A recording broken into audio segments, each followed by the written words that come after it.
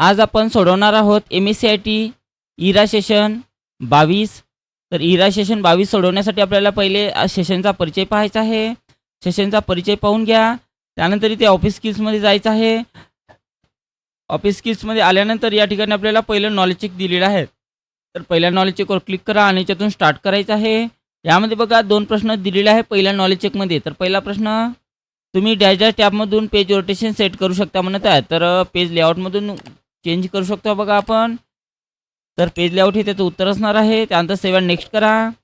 एक्सेलमध्ये आपण margin customise करू शकत नाही म्हणत आहे। तर एक्सेलमध्ये आपण मार्जिन कस्टमायझेशन करू शकत नाही म्हणत आहे। तर चूक आहे, करू शकतो आपण।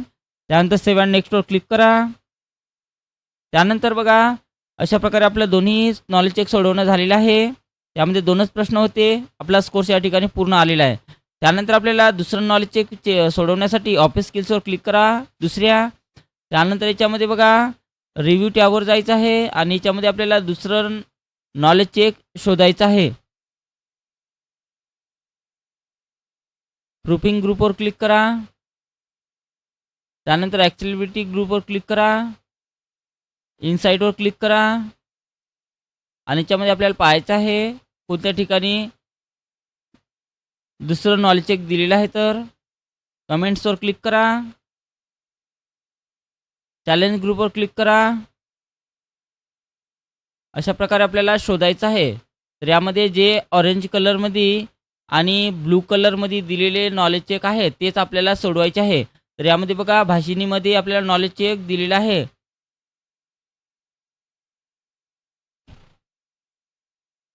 तर आपल्याला या नॉलेज चेकवर क्लिक करा।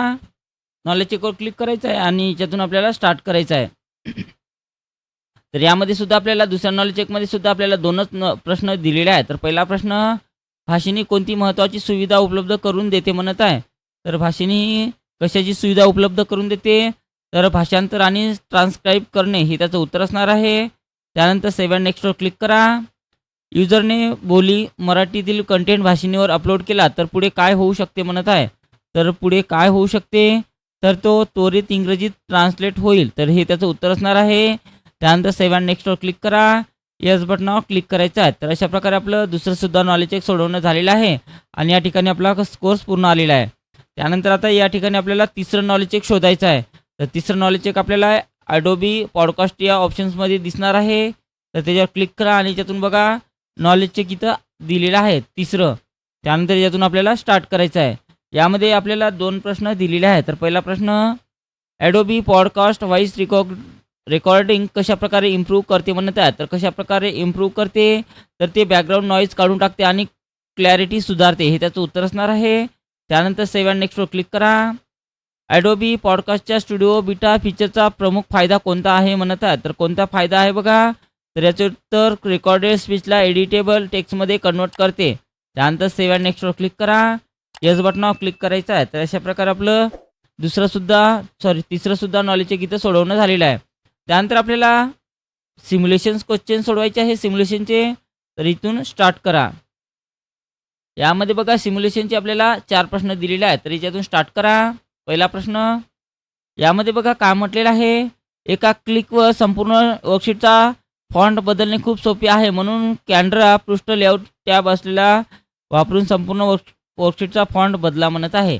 तर पेज लेआउटवर जायचं आहे। फॉन्टवर जा। फॉन्टवर गेल्यानंतर याच्यातून कॅनरा फॉन्ट इथून घ्यायचा आहे आणि त्यानंतर आपलं उत्तर ऑटोमॅटिक सबमिट होऊ द्यायचं आहे। पुढचा प्रश्न बघा,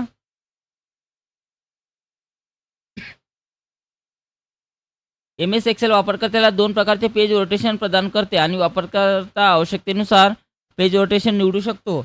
डॉक्युमेंटवर काम करण्यासाठी तुम्हाला आडवी जागा अधिक लागते, त्यासाठी पेजचा व्ह्यू लँडस्केप रोटेशन असा बदला म्हणत आहे। तर पेज लेआउटमध्ये जा, रोटेशनमध्ये जायचं आहे आणि लँडस्केप व्ह्यू याच्यातून आपल्याला घ्यायचं आहे आणि त्यानंतर आपलं उत्तर सबमिट करा। त्यानंतर तिसरा प्रश्न बघा, कोणतेही डॉक्युमेंट क्लायंटला पाठवण्यापूर्वी स्पेलिंगच्या चुका तपासणे अतिशय महत्त्वाचे असते। तुम्ही लेख लिहिलेले असल्यामुळे तुम्हाला आता स्पेलिंगच्या चुका तपासायच्या आहेत म्हणत आहे। तर स्पेलिंगच्या चुका तपासण्यासाठी रिव्ह्यू टॅबवर जायचं आहे। स्पेलिंग अँड ग्रामरवर क्लिक करा। त्यानंतर सर्व चेक झाल्यानंतर इथे येस बटनावर क्लिक करा। ओके करायचं आहे आणि नंतर आपलं उत्तर सबमिट होऊ द्या.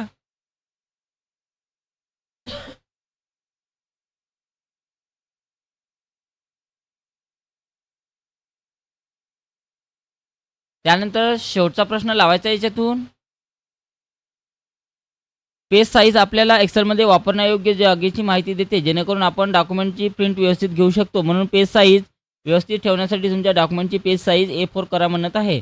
तर पेजची साईज A4 करण्यासाठी फाईल टॅबवर जा. सॉरी, पेज लेआउटवर जायचं आहे. त्यानंतर इथे साईजवर जा. साईजवर गेल्यानंतर A4वर क्लिक करायचं आहे अशा प्रकारे आणि त्यानंतर आपलं उत्तर सबमिट करा. तर सर्व सोडवणं झाल्यानंतर आपल्याला एंड एक्झामला येस करायचं आहे. तर अशा प्रकारे आपलं सिम्युलेशन क्वेश्चन सोडवणं झालेले आहे. त्यानंतर सिम्युलेशन झाल्यानंतर आपल्याला सेल्फ पाथ लर्निंगचे प्रश्न सोडवायचे आहे. तर इथे प्रोसीड बटनावर क्लिक करा. यामध्ये बघा 4 प्रश्न दिलेले आहेत. तर याच्यातून स्टार्ट करा. आता यामध्ये पहिला प्रश्न बघा सिम्युलेशनचा, सॉरी सेल्फ पाथ लर्निंगचा. तर यामध्ये बघा मायक्रोसॉफ्ट एक्सेलचा पेज लेआउट टॅबमधील थीम्स ग्रुपचे प्रायमरी फंक्शन्स काय आहे म्हणत आहे. तर प्रायमरी फंक्शन्स हे युजरला रंग, फॉन्ट आणि इफेक्टसह संपूर्ण वर्कबुकची एकूण व्हिज्युअल स्टाईल बदलण्याची परवानगी देते. त्यानंतर सेव्ह अँड नेक्स्टवर क्लिक करा. एक्सेलमधील पेज लेआउट टॅबच्या पेज सेटअप ग्रुपमधील कमांड कसे दिसेल याच्याशी संबंधित आहे म्हणत आहे. तर कमांड कशा प्रकारे दिसेल, वर्कशीटची आहे, वर्कशीटशी संबंधित आहे. त्यानंतर सेव्ह अँड नेक्स्टवर क्लिक करा. तुमच्या वर्कशीटमध्ये स्पेलिंग तपासण्यास मदत करण्यासाठी खालीलपैकी कोणती इमेज रिव्ह्यू टॅबमधील पर्याय दाखवते म्हणत आहे. तर रिव्ह्यू टॅबमधील कोणते पर्याय आपल्याला शो होत आहे. तर याचं उत्तर ऑप्शन 4 असणार आहे. चेक करून घ्या. सॉरी, ऑप्शन 2 असणार आहे.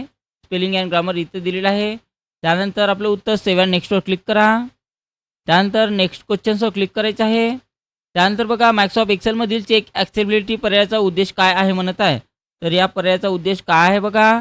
तर हे संभाव्य समस्या सोडवण्यासाठी डॉक्युमेंट स्कॅन करते जे डिसॅबिलिटीज लोकांसाठी ॲक्सेसिबिलिटी अडथळा आणू शकतात. हे त्याचं उत्तर आहे. त्यानंतर सेव्ह अँड नेक्स्टवर क्लिक करा.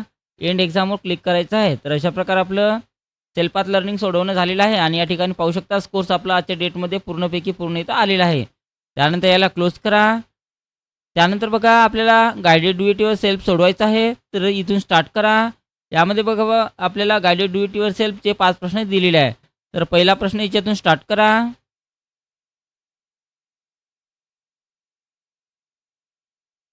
यामध्ये बघा काय म्हटलेलं आहे. दाखवण्यात आलेल्या वर्कशीटमध्ये स्पेलिंग एरर तपासण्यासाठी रिव्ह्यू टॅबवर जाऊन प्रूफिंग ग्रुपमध्ये जाऊन स्पेलिंग ऑप्शन याचा वापर करा म्हणत आहे. तर त्यासाठी आपल्याला रिव्ह्यू टॅबवर जायचं आहे. स्पेलिंगचा ऑप्शनचा वापर करा. त्यानंतर येस बटनावर क्लिक करा. त्यानंतर आपल्याला काय करायचं आहे, सर्वाला चेंज ऑलवर क्लिक करायचं आहे. तर चेंज ऑलवर क्लिक करा. त्यानंतर ओके करायचं आहे आणि त्यानंतर आपलं उत्तर सबमिट करायचं आहे.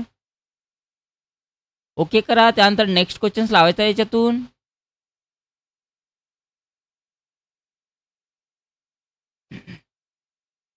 यामध्ये बघा काय म्हटलेलं आहे. दाखवण्यात आलेल्या डॉक्युमेंटमध्ये स्पेलिंग एरर तपासण्यासाठी review tab, proofing group, spelling option याचा वापर करा म्हणत आहे. पुन्हा सेम तेच प्रोसेस करायची आहे. रिव्ह्यू टॅबवर जा, स्पेलिंगवर क्लिक करा. त्यानंतर चेंज ऑलवर क्लिक करा. पुन्हा चेंज ऑलवर क्लिक करा. अशा प्रकारे चेंज ऑलवर क्लिक करत राहायचं आहे जोपर्यंत हा ऑप्शन येणार नाही. त्यानंतर येस बटनावर क्लिक करा. त्यानंतर ओके करायचं आहे आणि नंतर आपलं उत्तर सबमिट करायचं आहे.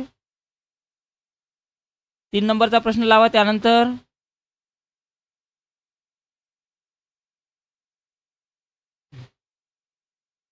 त्यानंतर बघा काय म्हटलेलं आहे. दाखवण्यात आलेल्या डॉक्युमेंटमध्ये पेजचं ओरिएंटेशन लँडस्केप मोडमध्ये बदलण्यासाठी page layout tab, page setup group, orientation option याचा वापर करा म्हणत आहे. तर त्यासाठी पेज लेआउटमध्ये जा, पेज सेटअप ग्रुपमध्ये जाऊन आपल्याला इथे ओरिएंटेशनमध्ये जा आणि याच्यातून आपल्याला लँडस्केप ओरिएंटेशन घ्यायचं आहे आणि मग आपलं उत्तर सबमिट करा. त्यानंतर नेक्स्ट क्वेश्चन्स लावायचा आहे. यामध्ये बघा काय म्हटलेलं आहे. दिलेल्या एक्सेल फाईलमध्ये सेल B2 साठी कमेंट ॲड करण्यासाठी रिव्ह्यू टॅबवर जा. आता न्यू कमेंट ऑप्शनवर क्लिक करा आणि गुड टू गो टाईप करा म्हणत आहे. तर B2 साठी म्हणत आहे तर कॉलमचा B घ्या आणि रोचा 2 घ्यायचा आहे. तर B2ला क्लिक करा. त्यानंतर रिव्ह्यू टॅबवर जायचं आहे. त्यानंतर न्यू कमेंटवर क्लिक करा आणि त्यामध्ये बघा आपल्याला गुड टू गो हे नाव त्यामध्ये टाईप करायचं आहे. तर ते नाव त्यामध्ये अशा प्रकारे टाईप करा किंवा कॉपी पेस्ट केलं तरी चालेल. त्यानंतर बाहेर क्लिक करा आणि त्यानंतर आपलं उत्तर सबमिट करायचं आहे. आणि शेवटचा प्रश्न बघा.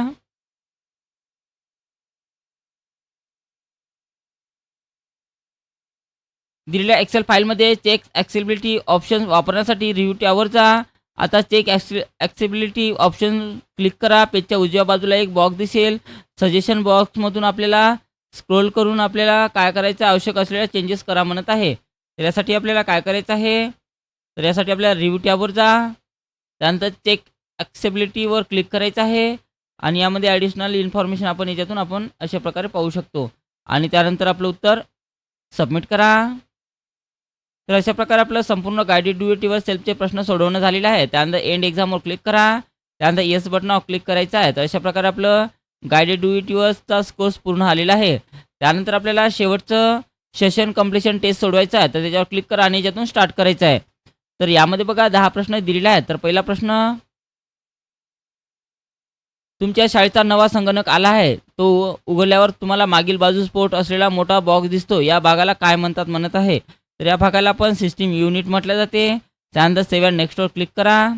जर सिस्टीम युनिट नसला तर संगणक वापरण्याचा प्रयत्न केल्यास काय होईल म्हणत आहे. तर काय होणार आहे बघा, तर तो कोणताही डेटा प्रोसेस करणार नाही, हे त्याचं उत्तर आहे. रवीने सीपीयू केस उघडली आणि त्यात अनेक छोटे चिप्स असलेल्या हिरव्या रंगाचा बोर्ड पाहिला. या बोर्डाला काय म्हणतात म्हणत आहे. तर या बोर्डाला आपण काय म्हटले जाते, तर मदरबोर्ड म्हटले जाते. त्यानंतर सेव्ह अँड नेक्स्टवर क्लिक करा. तुमचा मित्र म्हणतो कीबोर्डसुद्धा सिस्टीम युनिटचा भाग आहे, हे बरोबर आहे का म्हणत आहे.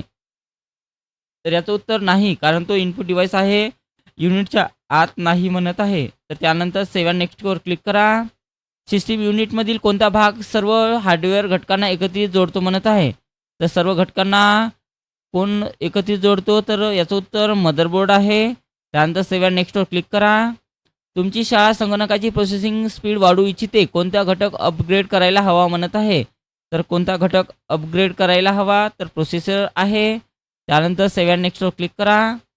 एक विद्यार्थी संगणकात अधिक रॅम बसवत आहे. तो असे का करत असेल म्हणत आहे. का करत असेल, कारण त्याचा टास्किंगचा वेग वाढवण्यासाठी हे करत आहे.